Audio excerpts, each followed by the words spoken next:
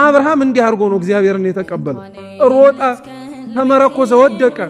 እንዲህ አብርሃምን እንደዚሁ ታሪኩን ስናመጣው ቀላል መሰለ እንጂ እኮ በጣም ባለጸጋ ሽማግሌ እኮ ነው፣ ረጅም ዓመት የኖረ።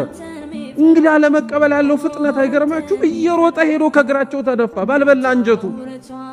ጌቶቼ በፊታችሁ ሞገስን አግኝቼ ከሆነ እባካችሁ አትለፉኛል፣ አትለፉኝ።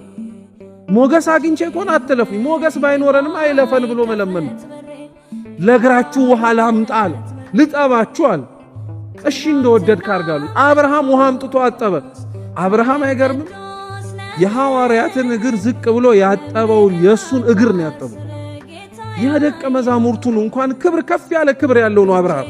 የጌታውን እግር ዝቅ ብሎ ነው ያጠበው። አብርሃም እግራቸውን አጠበ። እባካችሁ ግቡ ብሎ የተናገረው አብርሃም እግራቸውን አጥቦ ሲጨርስ ተመልሶ እየሮጣ ለሚስቱ ነገራት።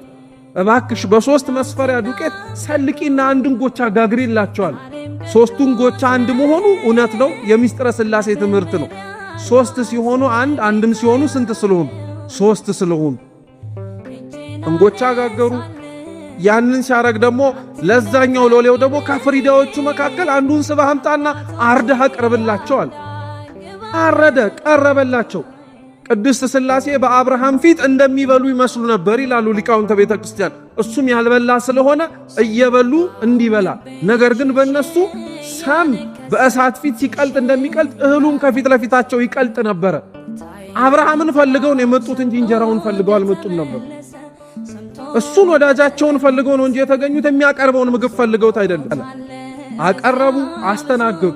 ከዛ በኋላ እግዚአብሔር ስራውን ጀመረው።